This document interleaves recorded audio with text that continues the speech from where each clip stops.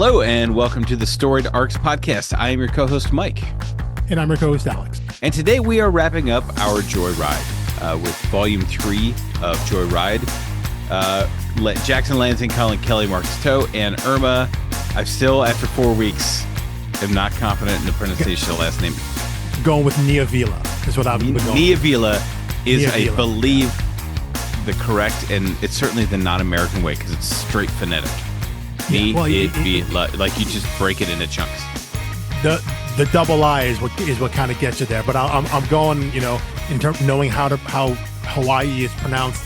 No idea if there's any connection there, but when I see the double I, that's what I go with. So Irma N.W.A. on color. So yeah, the font of volume issues 9 through 12, and I guess I'm curious. I have two thoughts on this finale, on this ending. And I've kind of had them from the beginning when I first read the book, but I'm curious kind of what your kind of overview thoughts are. Yeah, my overview thoughts are, it's fine. It's a little out of left field. Changes the pacing, kind of reframes the objective, and Volume 2 very much made it seem like, oh, this is going to be about self-discovery and the love plot. And then that falls to the background here. And now literally they introduced this whole thing about saving the Earth from an alien invasion just in the last issue. Like they're set up for it, but so it's a lot of very quick setup payoff. And it doesn't feel like a lot of long ball. You said the word that I had, which is pacing. My two thoughts are, oh, yes. I like how the story resolves in terms of internally on the plot, like what it ends up being, this idea of trying to free Earth, which I feel like was always going to be like, at some point they're going to go out into space, and because of the nature of the characters I always had a sense that, and I get the sense that the creators had the idea that it was always going to end back on Earth.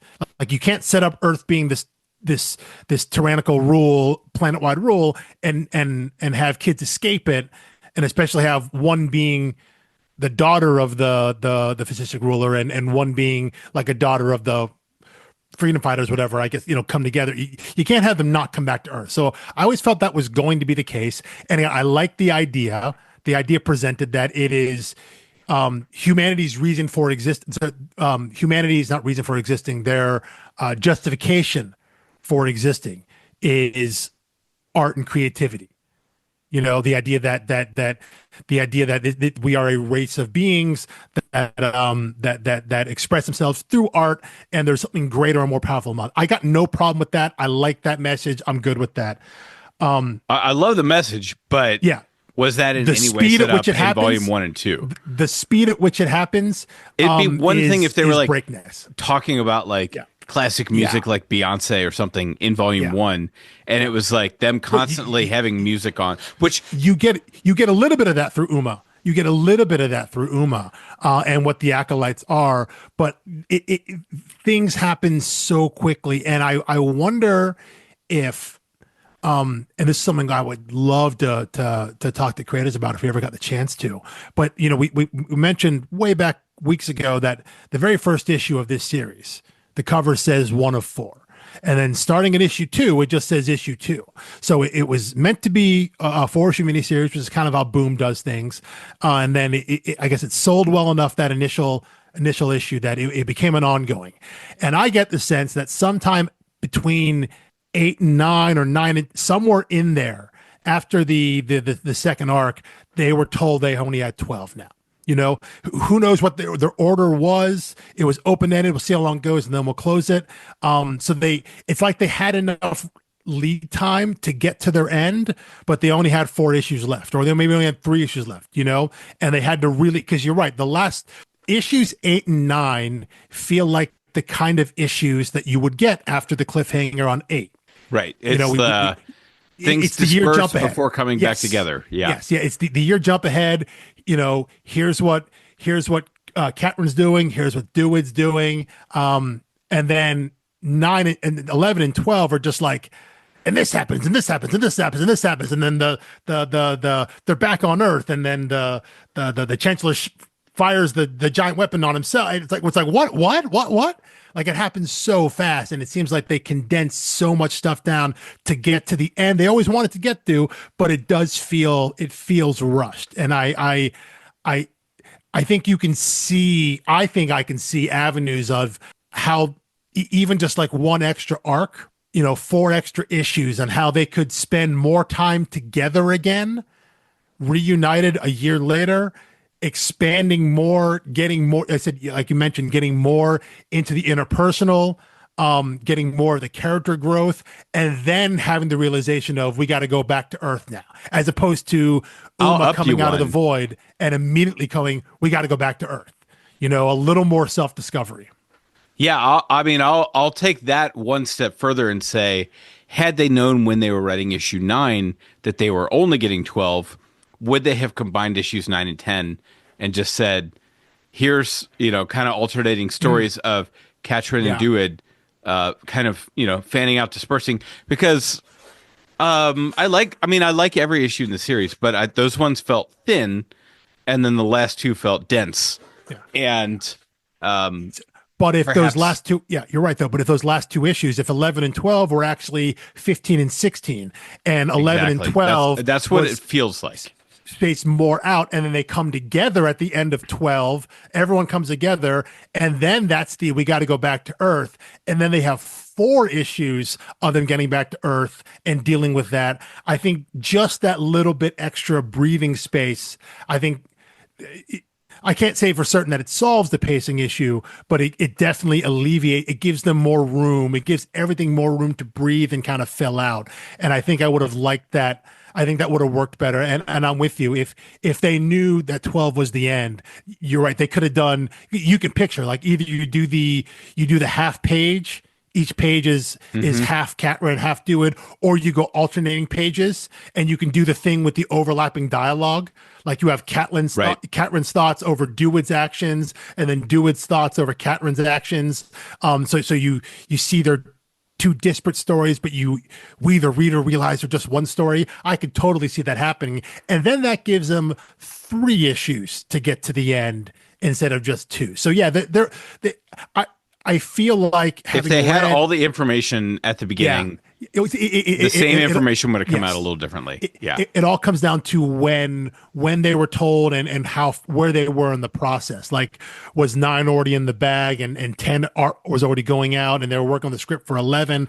I don't know, but I think we've read enough comics. I've read enough comics that have been cut off short, stopped with no ending, or clearly rushed to an ending because they knew this was it. This one feels like that, where it's we know what the ideas are, we know what the beats are, and all we have time left are just hitting those beats. A, B, C, and D, as opposed to A, little follow up, B, little follow up, C, little follow up, and then D at the end.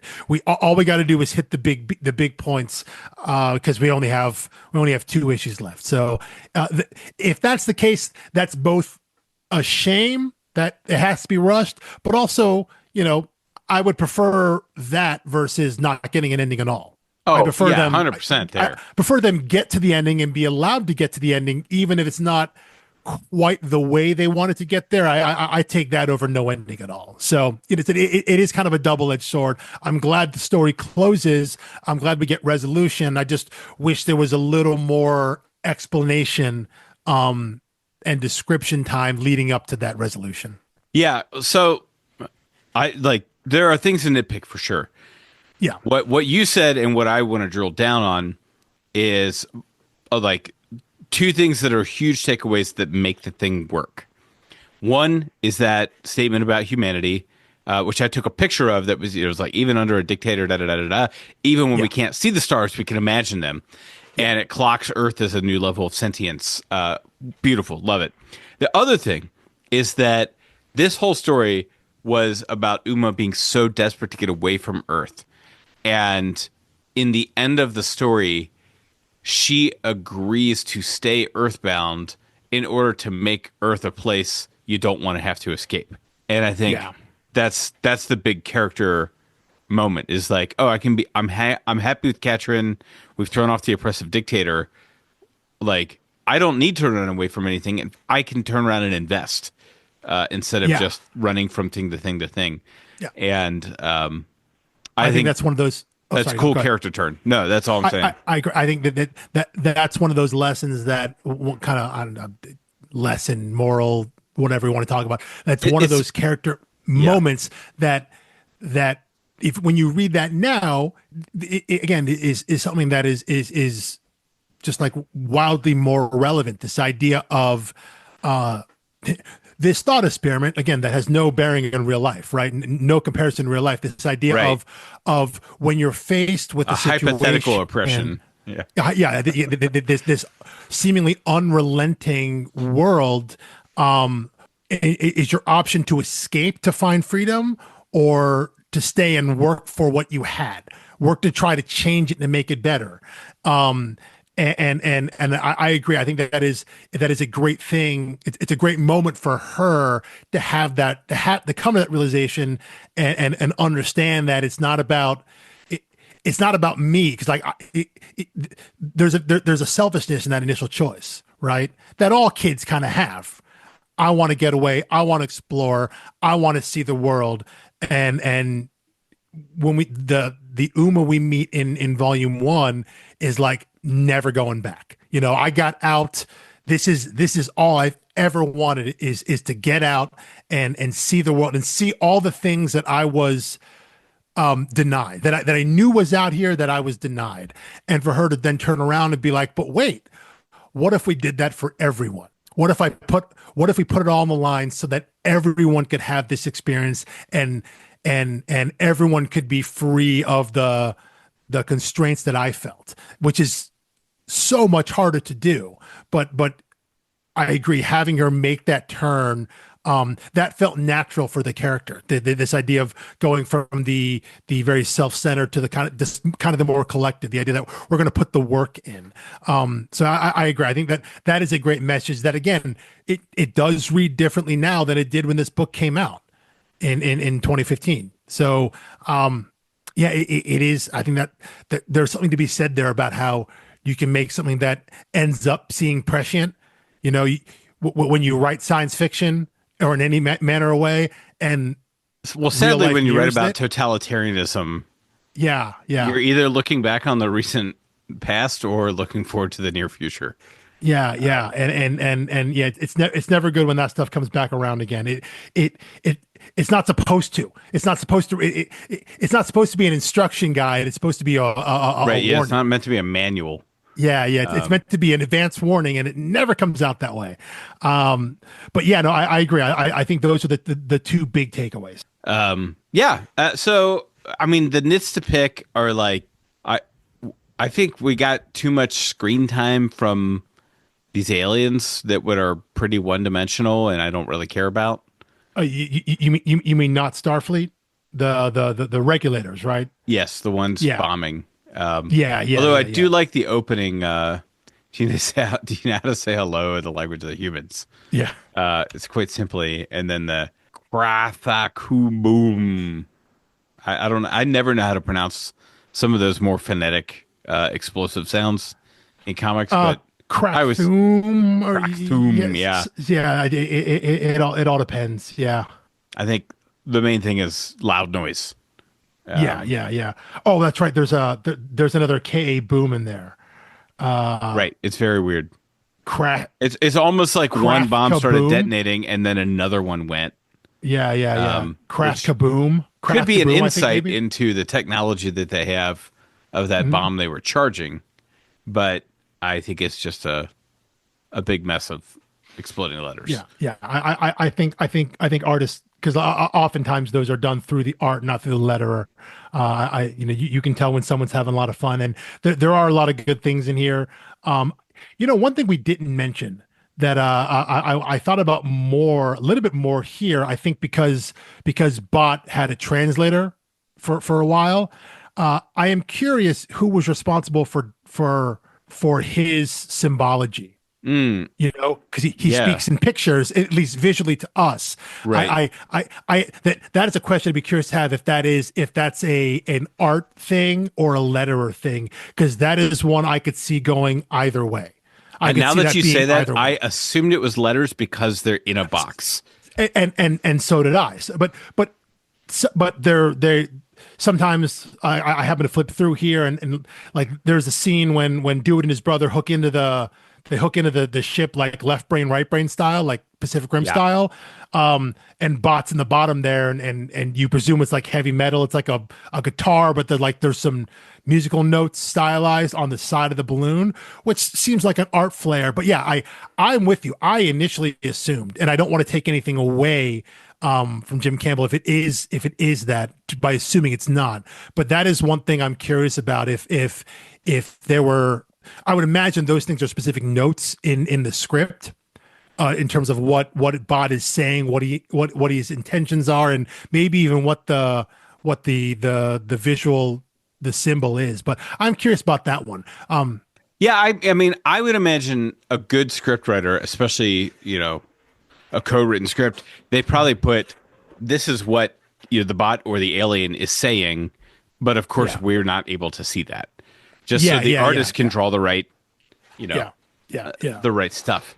So Or in this case, maybe they've talked to Jim Campbell and they know like, hey, for this is how Bot's going to speak, quote unquote, visually, and so he pulls up just like a bunch of little emoji and icons and small like clip art things or whatever, and has them at the ready to represent certain things, like anytime Bot's talking about one of the kids, it's a little thing of their face and all that. So yeah, there are ways to get around that. But again, I would assume it is the letterer. But if it were those were specifically Marcus Toe and Erminia Villa in terms of how they're colored and represented, I wouldn't be shocked. But I'm with you. I do lean towards that being the letterer. well, that's interesting because now I'm trying to figure out, 'cause I like I think a comp, not a 1-to-1, but a comp would be the alien language in Paper Girls. And at the time, I was thinking Jared Fletcher had done that.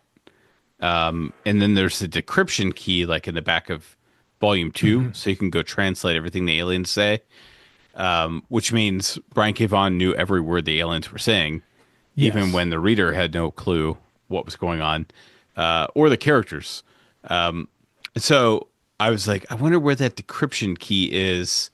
Could I pull it up and could I see who wrote that letter, or was it just Brian K. Vaughan or Cliff Chang? Because Cliff Chang could easily have done that too. But I mean, anyway, but they we're also not going to find they, it without they more information. But that's an alphabet he could have supplied to Jared Fletcher and true, said use yes, this, yeah, make up a font for this or something like that, and this is how we're going to go with it. So he can then just insert it in as if he were any other language, any other words. yeah, yeah.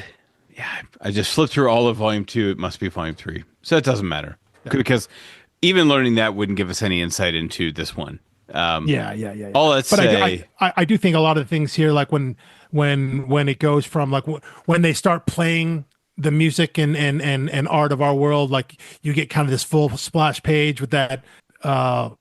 I was going to say Minotaur-esque thing, but it's not. But whatever the lead of the regulars is, and you see kind of the multi screens and the lyrics on the big heads-up display. That stuff like that, I assume, is all art. And then any of the lyrics that appear in word balloons, I assume all of that is letters. yeah, I 'Cause think that's I fair. assume, yeah, I assume the lyrics that are just on the screen end up being like sound effects, even though here they are visually represented. They're meant to be read by the characters in story.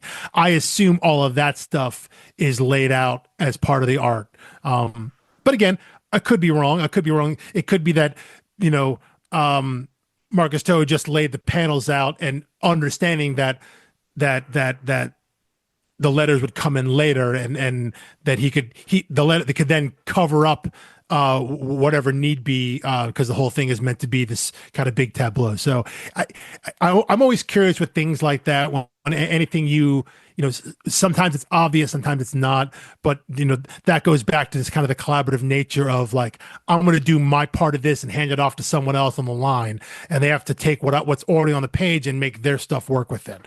So I am always curious in just like the the actual mechanical process of who does what and when these things get added. So like what every person sees on the page when it gets handed to them. Yeah. So I feel like I want to call out the specific songs they chose because I'm wondering. I when I was reading that, I was like, I wonder if Alex bumped on this. That like, oh, really? These kids from the future are going to be into Radiohead, N.W.A, the Beatles, and the Rolling Stones. Yeah. That's a Gen X playlist. Yeah, this is definitely author insert here. I guess they do establish when if you go back through and anytime we see Uma's childhood and we see kind of the world she grew up in, she is dressed in and living in an area that is very much evokes, late 20th, early 21st century kind of aesthetic. Oh, sure, yeah, Yeah. but I'm kind of looking at it on two levels. So because I'm like, sure, yeah, maybe they'll be nostalgic for the 20th century and it'll be hip to be in all this stuff.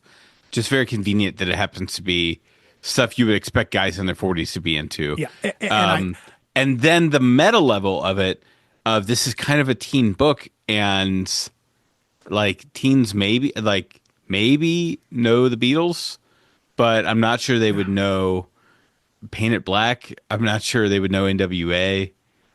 I guess the only thing I was going to say about that is, and this is maybe something that's implied or maybe something that I'm reading too much into, but the idea that at some point art and creativity stopped.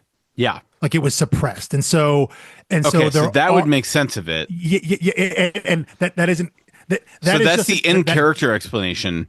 Yeah, in terms that of is the an target inference of- audience. Yeah. Thing. Oh, I see. Oh, I see what you're saying. I'm sorry. I misunderstood there for a second. You're saying as a reader, As if a reader, were reading this is like a you and I read teenage- this. You and I read this, and we see Red Door, and I want it painted black. We're like, oh, Right. No, okay. I was like, check, Yeah. check. Got them all. Yeah. Wait. Yeah. Am I the target demographic? Yeah, That was yeah, what yeah. I thought. After I went through it, I was like, wait, I know all four of these. But if someone who is like 17, 18, 19, or even in their like early 20s, 14, yeah. Who are reading this book, someone closer to the age of Uma, Katrin, and Do It are supposed to be, would they in 2015, 2016, 2020, 2025, would they know those? And that is a fair question. I don't, oh, there are times when I'm able to put myself as best I can in the minds of characters that are unlike me, specifically when they're younger, like when we read Outpost Zero or Paper Girls, or even parts of Joyride, when I can try to understand where the characters come from and why they think that way. This is one that's impossible. I have no idea. Like, are those just words on a page? And I'm kind of thinking to a younger, like a Certainly middle of the road Radiohead. Gen Zer. Because I'm like, a middle of the road Gen Zer will read this, and those are just like, they might not even know those are actual songs. oh yeah, right. Yeah, Yeah, and it's not like they that's picked the most I famous hadn't thought about that. Now I'm Beatle kind of lyric. impressed. Well, I think it was just, I was like, this would be a blind spot to a lot of people, just like, Yeah. in the same way, if you use 2015 slang in a book that's set Yeah. in the future, Yeah.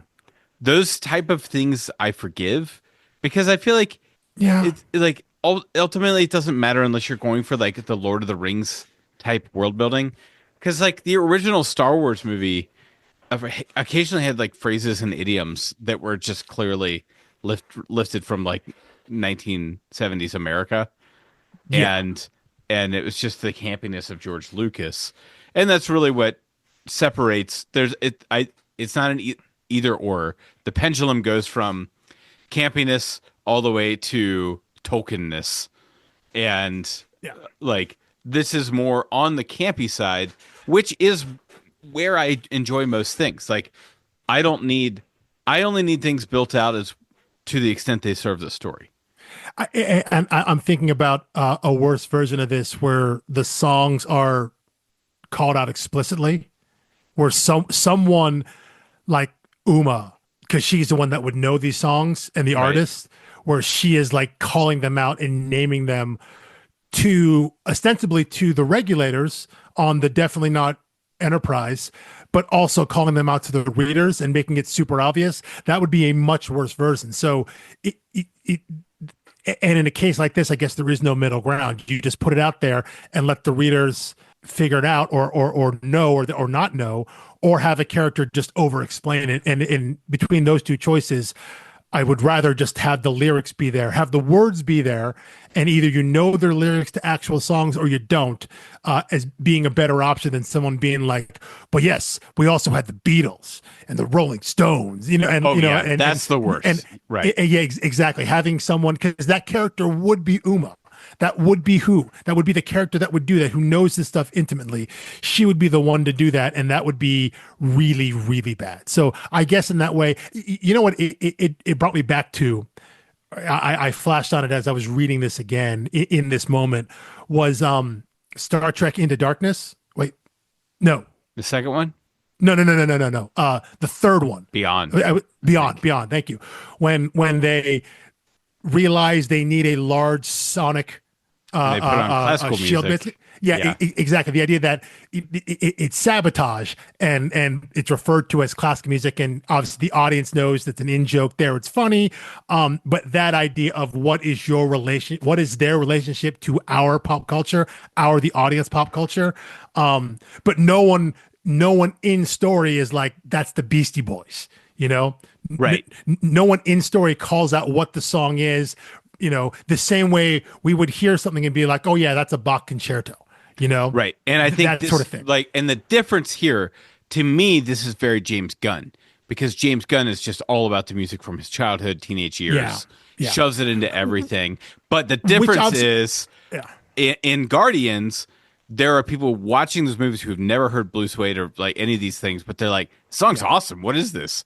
And that doesn't work as well on a comic page where you're like, oh, what is this? You can't hear it. Yeah. Right.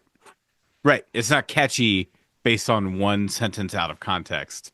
Exactly. Yeah. Tangerine Trees and Marmalade Skies in particular is not getting you anywhere close to Lucy in the Sky with Diamonds. But there is just that's an evocative phrase right there. Obviously, tangerine. Just in terms of a series of words. If you don't know anything about that, if you don't know it's a song lyric, and if you read that and just read Tangerine Trees and Marmalade Skies and you don't sing it, it is an evocative phrase, especially when it follows Red Door and I Want It Painted Black. So they pick some evocative lines there.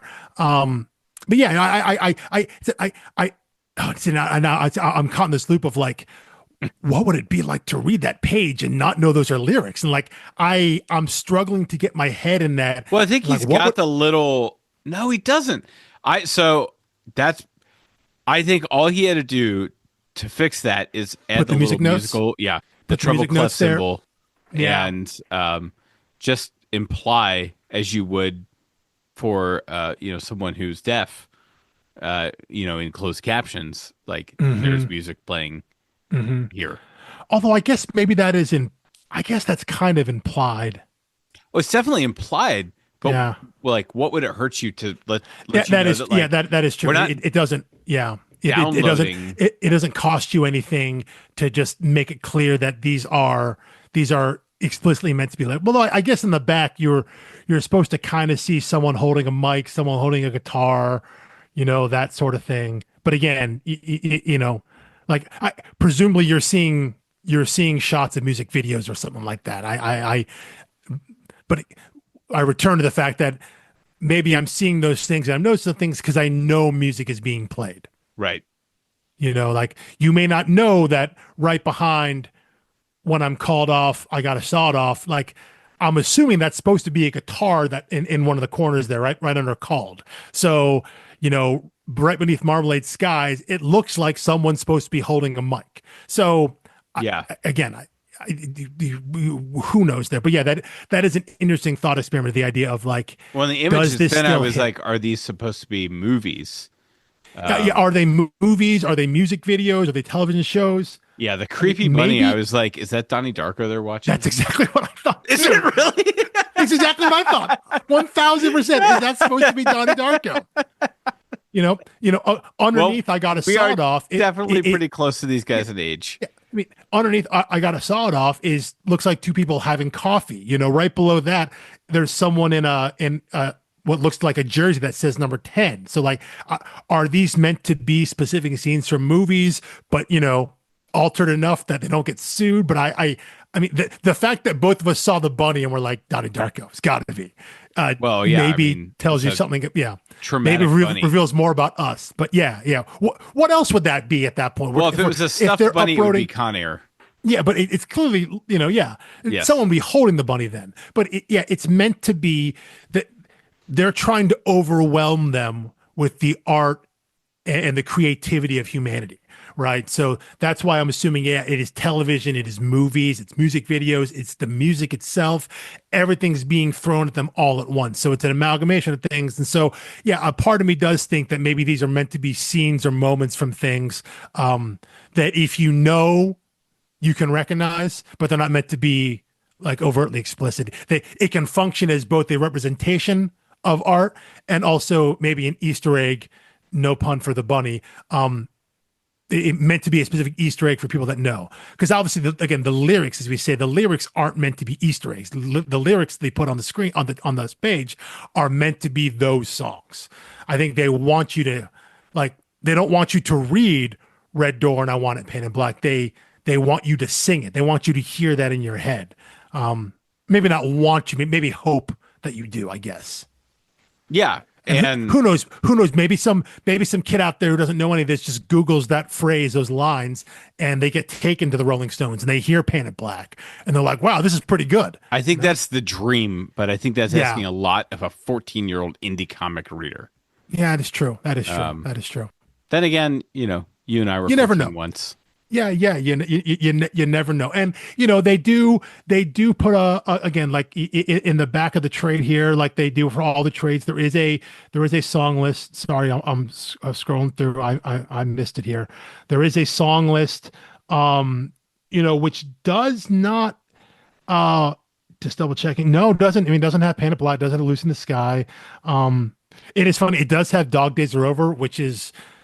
Maybe thanks to the Guardians franchise. Now, just it has that sense of joyous relief. The song has it anyway. But like when I see that on their playlist and then you like flip back a few pages and you see them kind of celebrating and the relief of like winning or whatnot, then you just hear Florence, like I just hear Florence and the Machine playing over that because it's kind of an all montage of panels here and there. I'm hearing Florence and the Machine play as the regulators fly off. Sure. Yeah. So anyway, yeah, I didn't mean to break your brain or your spirit. No, it's okay. It's okay. I mean, I don't know that.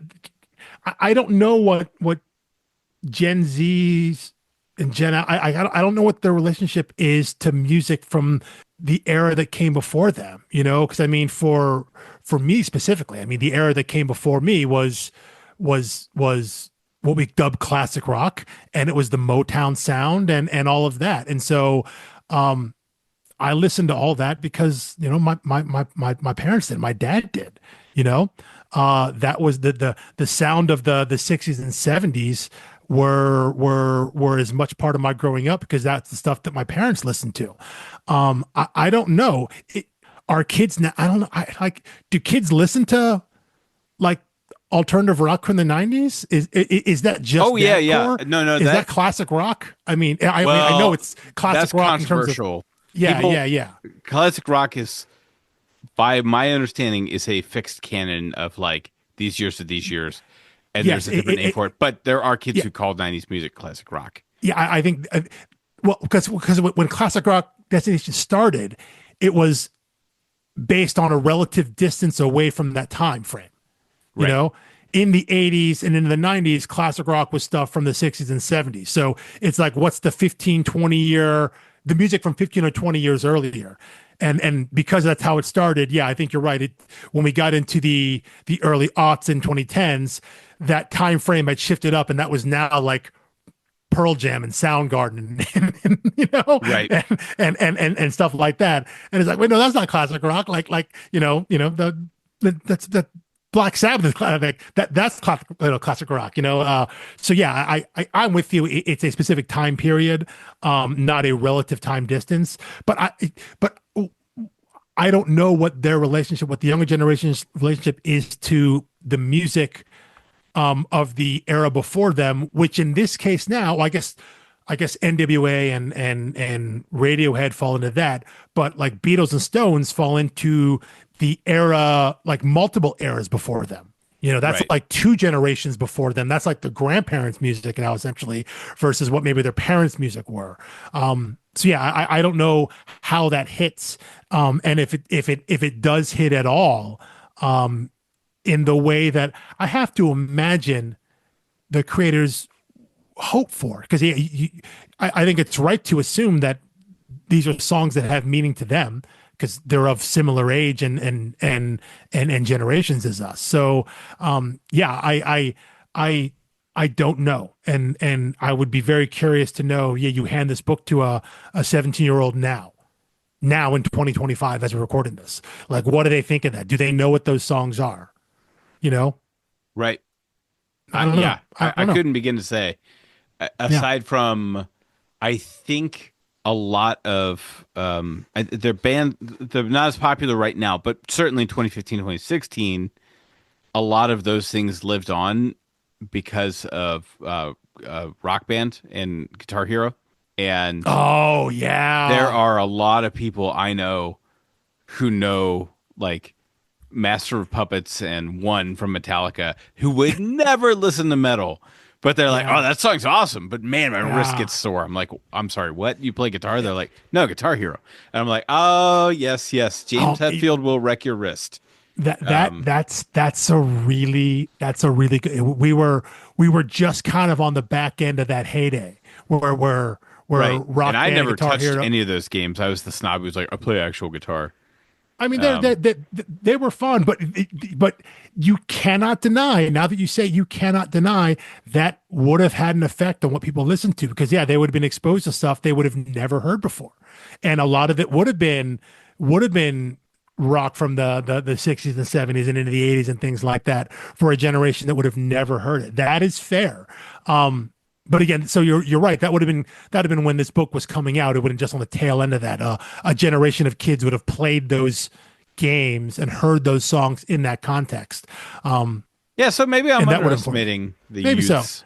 Maybe so. Maybe Um, so. But again, now with this complete collection that's just come out, in early 2025, you're handing this to a kid now who's of similar age to our three protagonists. What is their relationship to it? Someone who, was born in I don't know, the early aughts, who's in their teens now in 2025. What is their relationship to it now, being another generation or half generation removed from when these songs were released and popular? I don't know. I don't know if it hits. But then maybe again, it's possible, because we are who we are, and we are the age that we are, and this music matters to us. Maybe we are overthinking it. Maybe all that matters here is that they understand that music and art in some form is being shown to these regulators, and then one of them drops Beyonce's name. Maybe that's all that matters. yeah, You know, well, yeah. And the Beyonce maybe drop was maybe another one that I thought maybe was just the like, idea. But maybe just the idea of, okay, this is what's happening. They're playing music, and even if I don't know what this is, it's representative of something larger. And oh, hey, look, Beyonce. So maybe it was something. Maybe we are reading too much into it, and it's not. It doesn't. It's not required to specifically know what the songs are for that to hit, as long as you recognize what the act is happening there. What Katrin and Uma are attempting to do with this like massive file upload, this file dump on the regulators. yeah. Anyway, we really went down a rabbit hole with one panel, but It was a page. It I was like think a it's a half splash crucial one page. though because it It was is. the crux of Well, like it the is. moral Yes. heart of the book Yeah. are the two things I discussed, which I think are its case for humanity and the Mhm. evolution of Uma. Yeah. Hilariously, like Do It, I would say could have basically been dropped from the entire series as it turns out. His brother Um, gets more of a character arc in this back. last Absolutely. volume. His brother goes He from gets a little bit of yeah, the like what people complain about with like Rey from Star Wars 7 to Star Wars 8, where it's like we didn't get to see the Dagobah time or whatever. She just yeah, jumps forward to being a power user, yeah. and Well, but like and again, they explain it through dialogue here, but yeah. he Well, just and in a lot of becomes ways, a so space does pirate Catrin. basically. So does Catrin. So does well Like they all kind of do, but but Uma, you assume is spent a year in the super the mega void, void or whatever. yeah. But like we see Uma and like she's Iron Man, basically That was like self-contained flying spacesuit it was that can break atmosphere. so close to Iron Man that it's Yeah, yeah, obviously on purpose. yeah, But yeah. now they're like, And it's cool. It's cool. I like it. But yeah, by having that year that's jump, not you the just have book I to. signed up for at the beginning. Yeah, yeah, yeah. Um, It would have been.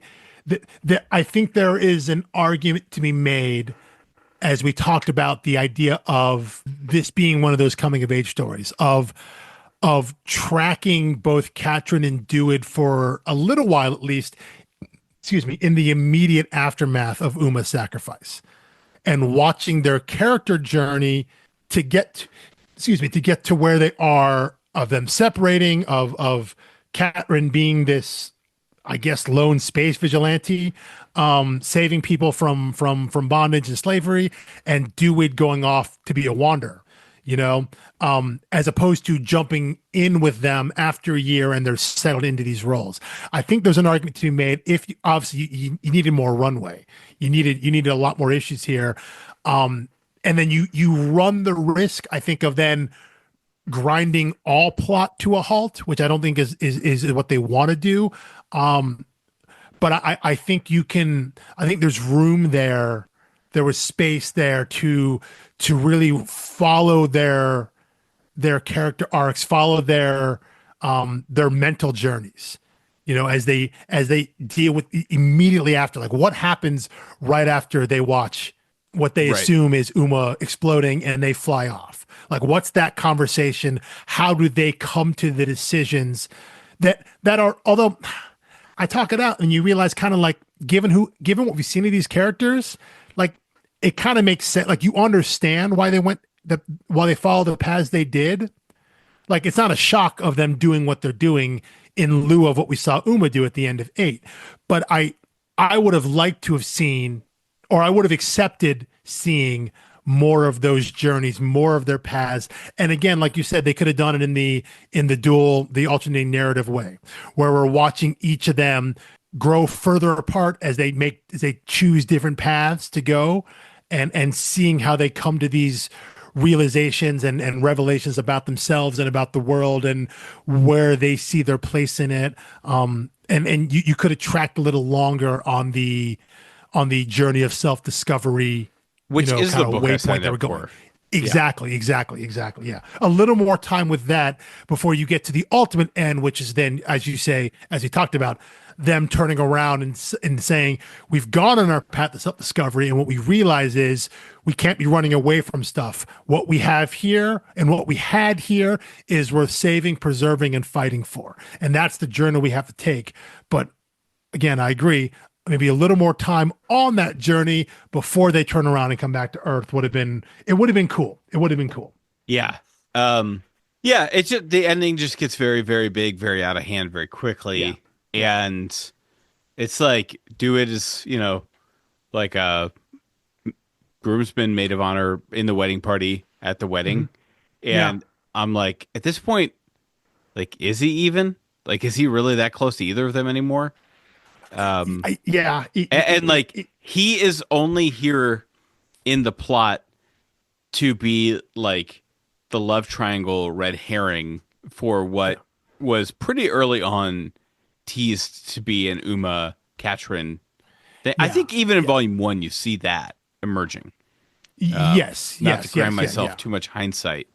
But yeah, I mean, and what I had said from the beginning is that, Uma behaves like a person with a terminal illness who's just like kind of like Mac in Paper Girls is what I was Very. like. Yeah. Oh, You find out you're gonna die, so yeah. you're just gonna like That live with that's the reckless great abandon. comp. That is the the person who is naturally reckless, right? And you Right. question why are they so reckless? Why are they willing to throw everything away? Well, it's because this is they haven't understand this is all they have. And yeah, we it would have been pretty trite to have Uma be that. And then it doesn't track with what the decision they ultimately have her make, which again, you and I agree is a good one and a necessary one for the story. The idea that understanding that there's something to live for on Earth and to fight for. But 100%, it starts off as to the easy rationale for why she does anything and everything is because she's got a clock ticking down in her head Right. that I only got so much time. So I'm going to get everything in I Which to can. some extent, I think she felt that way about her home planet. Like, my culture's dead or dying, so the clock's ticking on my species. Yeah. And she becomes a lot less nihilistic, a little more hopeful by the Yeah. end. And yeah, I really feel like this one is in terms of like where the characters land, in terms of like, we're going to roll up our sleeves, we're going to do the right thing, we're going to put in the hard work, make this like, it feels very Barack Obama era. Like, I feel like Yeah. that's the message Barack Obama had to the youth Yeah. and Yeah. young voters. Which again And makes this is sense. You the think about tail end of his when presidency. Yeah. absolutely, yeah. And you think about what comes immediately after, which is 2016, and then into 2020. Now, where we are now, that I think that's a great observation there. This idea of what was the world like while this book was being conceived and made and then ultimately published. You're right. That sentiment is exactly what it was. This idea of putting in the work for, young people coming in and understanding that it's on them to try and work and make a better world. I did have a question now that I'm kind of flipping back as you've been talking back to the beginning of, or not the beginning, but the first issue 9 here. Would you have? Because I don't know if I haven't answered this question yet. It just kind of popped in my head. Would you have wanted to have seen any sort of depiction of Uma interacting with the void, the eighth dimension, like any of that to see? Because when we see her at the end of issue 8, she comes back out and it's immediate, like, I know what to do. We got to go back and free Earth. Like, she gets there right away. And there's enough breadcrumbs in the character, I think, to have an understanding that would be where her turn is. And it does make sense from a narrative standpoint. That's what the kids would want to do eventually, as I mentioned. But is there any part of you that would have wanted to see what she saw and what she experienced? And would that have added anything to the story? Because I think it would have I'm a little added, torn. I think it would have added more than Katrin or Dewitt's stories. In fact, I think it'd be more interesting POV if issue 9 was her time in the void. She Just that. reemerges and is trying to find Katrin and Dewitt, and is like, what happened to these two people? Like, Yeah. they're both totally different people now than when I went in there. And maybe she doesn't know it's been a year. Right. She doesn't know it's been a year. And then Yeah. you discover from her POV, rather than just kind of having two expository issues, followed immediately by, Oh, I shoot. kind of like that now. I like that. Put it all in Uma's perspective that she comes out of the void and Katrin's there and she's so happy to see her. But you have to then learn, like, wait, you've been doing what now? Who is this little weird dinosaur thing? Right.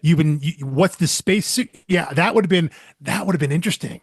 And then Then you're doing having to go exposition through dialogue instead of yeah. like the big thought, page panels with Yeah, a lot of yeah. reading and That is a lot of that panels is that didn't interesting. need to be. That is interesting. So now that you've put it that way, yeah, now I think I'm on board this idea of then you could have used that if you had done that and just shown. I mean, it would have been a lot of pages of Uma kind of floating in space with a lot of yellows, Trippy reds, stuff, and which this yeah, book has been trippy from the beginning. Yeah. Need I remind you of the eighth dimensional whale? Like, that's the direction, but instead they went gritty. Like, here's the, like, almost like the fake ending to Kill or Be Killed, where he like dresses up, becomes a superhero. Like, somehow that's both the Batman fantasy. what Katrin and Dewitt did here. And instead, I would have rather seen Uma have a real trip in the void. Oh, they could have done it where it was all just double page splashes. Yeah.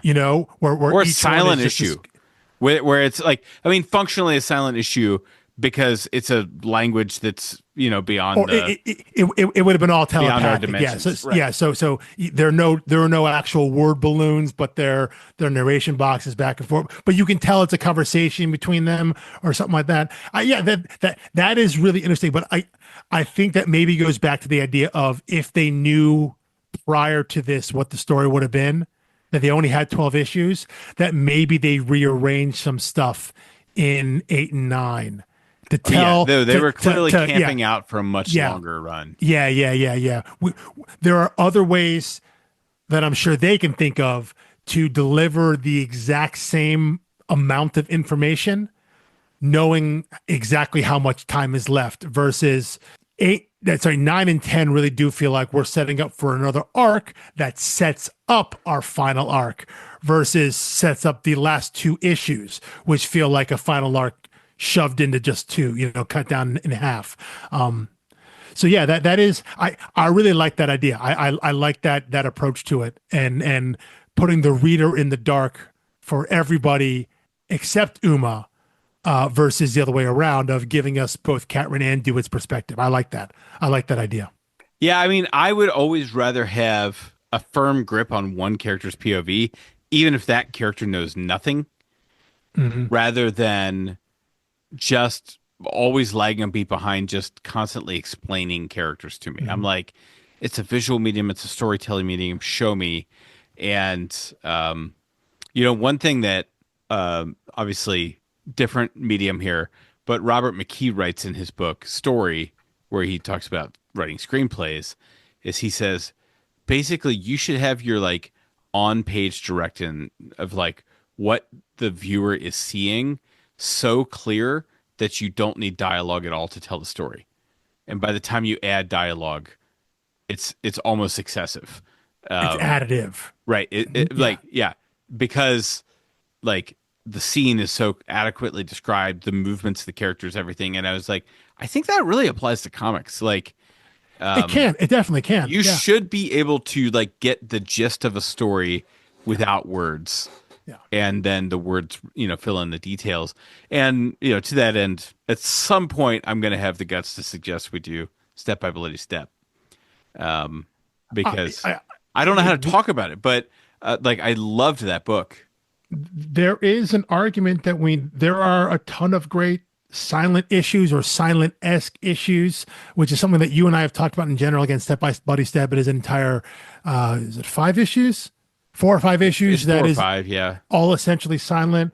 I mean, G.I. Joe 21, the kind of the considered like the text of silent issues. Probably wasn't the first, but it's kind of widely seen as like this was a silent masterpiece, and people are like, it's what everyone goes back to in terms of silent issues as being one of the earliest. That's Larry Hama in there with some Bob Trimpe help, I think. But yeah, it's that there is something to be said about being able to deliver that, and whether it's all silent, whether it's a unreadable language whenever there's something spoken, which is like Step by Buddy Step, whether it is Hawkeye number 11 with Matt Fraction and David Aja, Yep. which uses like pictograms and icons and very minimal words, from what Lucky can understand. There is an argument, I think, for us to cover something like that, to really try to break down how that storytelling works, and why books like that, when they're done well, are really successful. So that's something to keep in the back pocket as well. I would like to do that, and maybe we should just take the plunge and do a little run of books like that. Because Step by Bloody Step would be really cool, because that's a really, really beautiful book. And they do give you in the trade, like what determined for me whether we should do that one at some point is whether they gave us a script in the trade. I was like, I don't need the script for the whole thing. Just let me know how you're thinking about this, and then I can carry it from there. And they do, in fact, do that in the trade. So I have that in single. So it was, is it like a script for issue 1 or something like it's that? the issue Or one script, yeah. okay, yeah. So, But but yeah, no, anyway, I think that could be Joyride, cool. Yeah. Joyride, total blast. Will reread it. Recommend. Yeah. Would love to talk to these guys. And it is one of those books that I think it can be reread. It's one of those books again because I love Marcus Toe's art so much, and the pairing with Irma Neville's art, the way there's so many beautiful kind of bright colors, and then when you get these big splash pages that either are psychedelic or kind of creepy, like when they're in the ship and all that stuff, dealing with the void entity down there, all that. There's a lot of beautiful things to look at. So it is one of my favorite books to kind of flip through and just go back to. Just to admire the art, just to take a look at it, because I love the character design and I love kind of the world so much. Should mention too, if you do find these in single issue, I think actually this might have been in my notes for the zero issue, and I never got around to mentioning it. All of the single issues have wraparound covers. So I see that in the cover gallery in the trade. And if you have them in the trade, they put them all in the trade so you can see what they are. But the single issues are great. They're these beautiful wraparound covers. So kind of meant to be like it's connecting, obviously, but there's the picture on the front there, and then there's a back half on the back. So putting the time and effort into doing that, and not just having like a standard cover, back cover or whatnot, or an ad or anything like that. I guess it's an image book, so they can choose whether or not to have like an ad or something on the back. But the fact that they would go through the trouble of having a full wraparound cover for every issue, and allowing Toe and Neovilla to do that, and give them a nice big canvas to work on. I mean, stuff like that is so cool, and it's so beautiful when you have just great artists who, hey, draw something cool. These are your characters. This is your world. Put what you want on it, and really express that on a cover. Again, draw something cool, draw something fun, which I think is great. And I love a good connecting cover. I love a great wraparound cover. Again, just because it shows that they've given the artist room to just play. Oh, and the colors on it are so cool too. I mean, for them mostly to have these like celestial backgrounds, like the characters are translucent. Oh, yeah. And you can see like stars behind them and stuff. Really gorgeous covers. I would like to collect this all in single issue. And that's one of those where like you can't go out hunting for it. You just gotta have your eyes open, and when you find it, you find it. It's the kind of place that the kind of book that you would find in a place where if you found a couple of them, you probably find a decent amount of them, and you probably find other Boom books as well. It'd be the kind of store that orders a lot of stuff from Boom, and or other kind of indie creators, especially this era of Boom. This book came out. I think we've talked about it a bunch. When we've covered Boom books, I think explicitly when we talked about the Apocalyptic trilogy. Right. Eric Donovan, James Townend IV, because that was like 2013, 2014, 2017 or something like that. That was right as Boom, I think, was just about their 10-year anniversary. They started in the early aughts. And so this book kind of comes right after the 10th year anniversary, where they have a foothold. They have a bunch of different imprints, but those imprints are kind of fading away, and it's all just becoming like Boom Studios. As opposed to like, here's maybe your science fiction, or here's maybe your all ages stuff. Boom just becomes Boom, and this is kind of the start of what I feel is their ascension into being the number 4 retailer, publisher, and just one of my go-to favorites now. But this 2014, 2015, 2016 is that kind of, I think, when they start their ascent, right? Into That's getting when they went foothold. From being that book looks cool, but I don't know what Boom is, to now I'm like, I don't know what that book is, but it's on Boom, so it's worth flipping through. I mean, it's in 10 years. It went from that to that.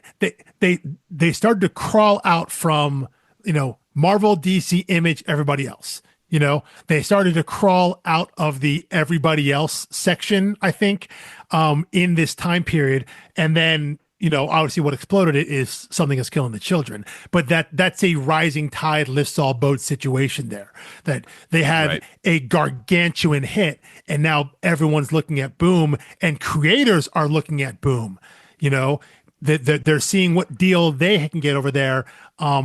Whatever their terms are, whatever they're allowed to do, that they're pitching stuff over there. It's not just an Image anymore. There is a place where creators can go, and obviously a lot of them still work at Image and work at the big two as well. But they really were a place where you could find the early works of the big time writers and artists that you read now at Marvel and DC, or who have all their stuff at an Image, all their big creator owned stuff. Again, like a James Tynion the fourth.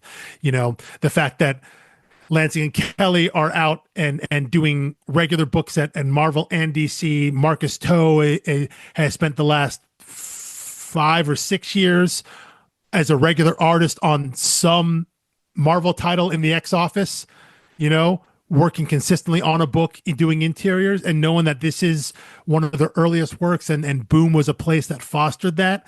And it's a reason why I love going back, and why I love them as a publishing company.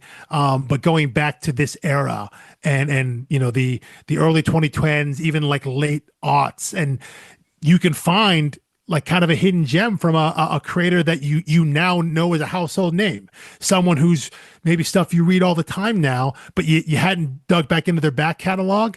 Man, if there's someone who's big now, that they pretty good chance they might have a Boom book early on their CV, because that's where they got their first shot. And could be, and not just on a licensed title that they have. They got a shot to do something original, and maybe it was just 4 issues, and maybe no one read it at the time. But if you go back and find it, I bet it's pretty darn good, because a lot of those books are, and if you can rediscover them. I will say the caveat though is a lot of them likely met the same fate as this, of whether it's dwindling sales or cold feet from the publisher. Like a lot of them will be 12 or fewer issues, perhaps intended to go further, but just didn't get to go. Yeah. And yeah, but that's the life of reading indie comics. It is. It's a bummer, but the other part of that is, would you rather that or live in a world where these ideas never got to get out, where no one got to read these ideas? 100%. And what I'll say is too, there is something about being that guy, which I like to be, when you go up to a big name creator, a guy someone who's written on, who's been on Iron Man or the Incredible Hulk for the past 3 or 4 years, who's written Batman. When you give them an early book, something early in their career, and it's on something like a Boom or something like that, you see them and be like, hey, thanks for picking this up. Whether you picked it up a week ago and just read it, or you picked it up 10 years ago and read it. It doesn't matter, yeah. There's an appreciation that you went out and found something early of theirs. Because like I said, if there's someone who's a big name now that you haven't read their earlier work on, when you find something, it's not going to be perfect, but you'll see the seeds of greatness. I was going to say competency, but it's a little more than that. It's not just being competent. Especially in this case, the hive mind. Yeah, you can see like, oh, if these guys get a chance, they can kill it. If someone just reads their stuff more, or they get a few more reps on them. We said that with the Apocalyptic trilogy with James Tynion. Some of those, Memetic and Cognetic aren't perfect. And I'm sure if he goes back and looked at that, there are things he would do differently, but you can see the seeds of, this guy has got something here. This guy taps into something. He doesn't quite know how to get there yet, but if he figures it out, he's going to be huge. And oh, look at that. He's massive. Right. And a lot of it is like, both in that case and in this case, people willing to take a moonshot on like kind of a crazy idea. Yeah, exactly. It's not a timid first step as a writer. No, exactly. And I think that is credit to the people at Boom, getting young, new, relatively unknown talent to say, hey, here's 4 issues to do whatever you want. Tell a great story in 4. If it's great, maybe it goes longer. And it goes longer, and then maybe they cancel it, whatever. But here's 4 issues. Here's 3 issues to tell your story. You got a cool pitch. You got an awesome idea. Great. Put it together and get it out there.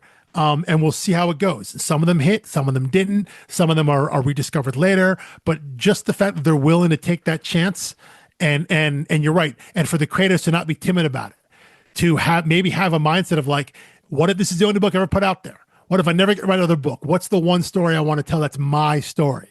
That early in your career, you've got to create your own book, something that is your IP that you can take with you for the rest of your career. Giving creators that shot is really cool. And it's a reason why in the past just about 10 years, I've come to really love Boom as a publishing house, because I think they are really committed to that. Image is now the place. It feels like to me, Image is finding less and less new talent. Image is the place where established talent goes back to to put their creator idea out there. You know, it's like Yes. it feels like, and maybe that's unfair to them. Maybe I'm not reading those books. But it feels like they're not, I'm not discovering new talent from Image. I'm going to Image because I'm following someone who I already love to their creator own work. I feel like Boom is the place where you can still find these new and up and coming people, the people that are going to be big in 5, 6, 10 years in the industry. So yeah, keep an eye out for it, because maybe there's a book out there right now that is a book like Joyride that has a following, does pretty well, doesn't sell great, but is good and is solid and it's a great fun time. And then 10 years down the line, you look back and on the names on the cover and you'd be like, wow, these guys are all massive now. You know, they're writing the biggest books in the industry, and you got it on the ground floor. You can be that guy that says, hey, you like these guys, you like what they did on Captain America, on Batman, on Spider-Man, on Superman, whatever it is, you like their work on that. You should read this first stuff, this early stuff, because this is really good too. You can be that guy that recommends the hidden gem book from a creator that's big now that wasn't when that book came out, you know? Yeah. Yeah. Anyway, we'll let you know what next book we have that is some indie creator-owned gem that maybe you haven't heard of. Maybe we'll pick something huge, but I think we get the itch for more discovery right now. I think so. Right now, we'll see. We got some ideas brewing here, but you'll see. Next week, when you check the podcast feed, you'll see what we ultimately decided on. But right now, it is still kind of TBA as you're recording this. Yes. So anyway, thank you for listening. Please like and share. Follow us on Blue Sky. StoryDarks.com has all the links to everything. And we will see you next week. Peace.